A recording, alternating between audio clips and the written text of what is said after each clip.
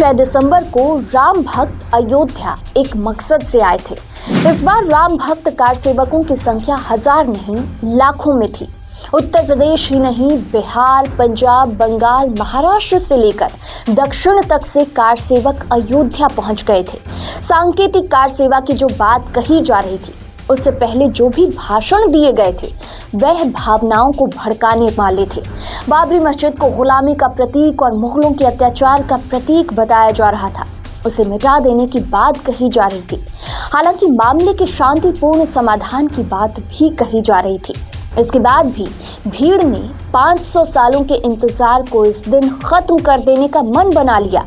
अत्याचार के प्रतीक को ढहाने का संकल्प ले लिया गया। इसके बाद कार सेवकों की टुकड़ी से करीब 200 लोगों का दल आगे बढ़ने लगा। 6 दिसंबर को घड़ी की सुई 12 बजा रही थी और सुरक्षा कर्मियों के चेहरे पर 12 बज रहे थे। हर कोई हैरान होकर भीड़ की तरफ बढ़ रहा था। उस भीड़ के मन से डर खत्म हो गया था। मंच से लाल कृष्ण आडवाणी शांति बनाए रखने की बात कह रहे थे। इसी बीच सुरक्षा बलों पर एक पत्थर चला, फिर बौछार हो गई। कार सेवकों पर गोली नहीं चलाने का आदेश था, इसलिए सुरक्षाकर्मी बिना हथियार के वहां आए थे। सुरक्षाकर्मी जैसे ही बचने को भागे, 200 लोग राम चबूतरे के पास बने बैरिकेडिंग को तोड़ते हुए बाबरी मस्जिद परिसर में दाखिल हो गए। विवादित परिसर के सामने वाले भाग को छोड़कर 3 भागों से करीब 25,000 लोग सुरक्षा कर्मियों को पीछे छोड़ते हुए मस्जिद में प्रवेश कर चुके थे। यह स्थिति देखते ही सुरक्षा बलों में हड़कंप मचा।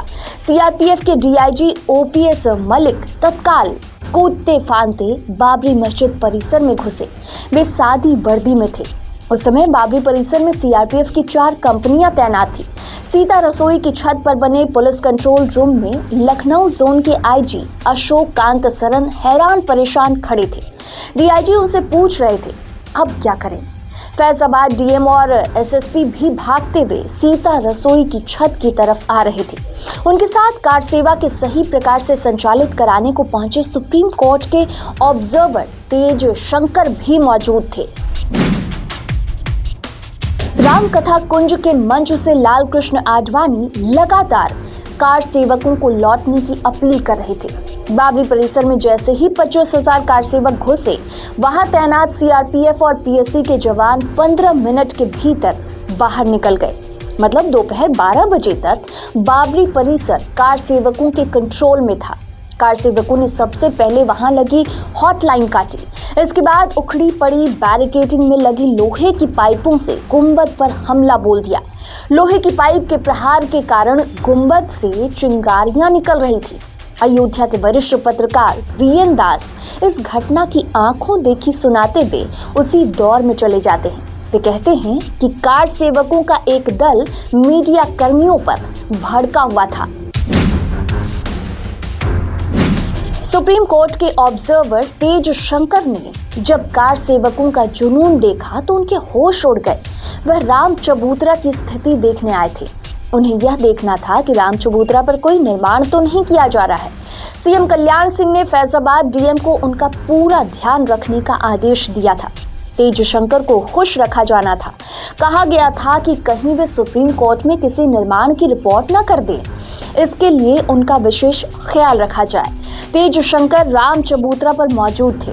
वहां साधु संत हवन कुंड का निर्माण कर रहे थे, लेकिन कार सेवकों के जुनून ने हवन कुंड को तहस नहस कर दिया। पूजन सामग्री पैरों से कुचली जा चुकी थी। साधुओं ने स्थिति देखी तो वे अपने मठों में लौट गए। कार सेवक राम चबूतरा पर ईंट रखने की जगह विवादित स्थल से ईंटें निकाल रहे थे। तेज शंकर अपने बेटे को कार सेवा मेला दिखाने लाए थे, लेकिन राम भक्तों के आक्रोश को देखने के बाद उनकी चिंता बढ़ गई। पहले टाई खोलकर फेंकी। उन्हें पहचाने जाने का डर था। तेजी से सीता रसोई की छत पर पहुंचे तो उनकी जान में जान आई। बाबरी मस्जिद परिसर में हालात बेकाबू हो गए थे। बल प्रयोग किए बिना स्थिति को नियंत्रित करना संभव नहीं था। बल प्रयोग का आदेश नहीं था। ऐसी स्थिति में सुरक्षा बलों और पीएसी के जवानों ने विवादित परिसर से हटने में समझदारी दिखाई।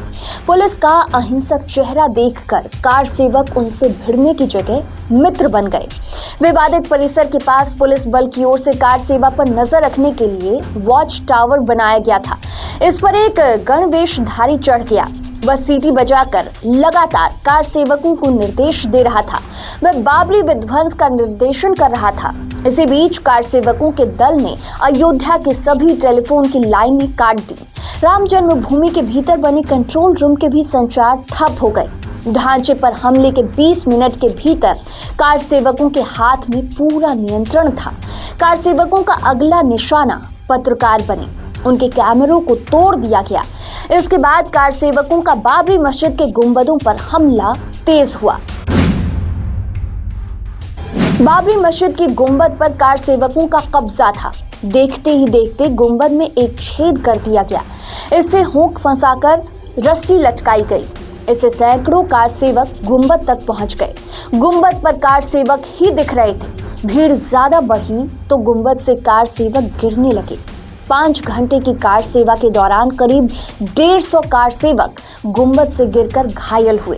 विश्व हिंदू परिषद ने पहले से किसी विषम स्थिति उत्पन्न होने पर घायल होने वाले कार सेवकों के इलाज के लिए टीम तैयार रखी थी।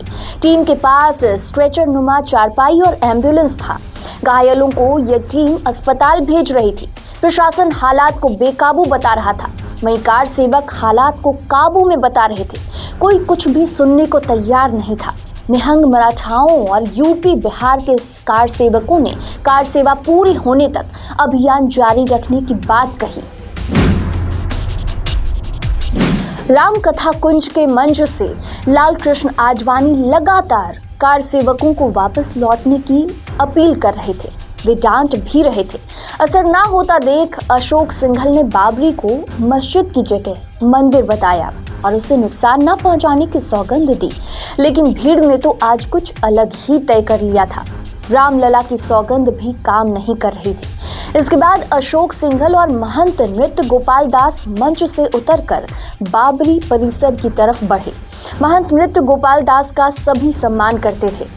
उस दिन कार सेवकों के सिर पर पागलपन सवार था। उन्होंने दोनों का रास्ता रोका।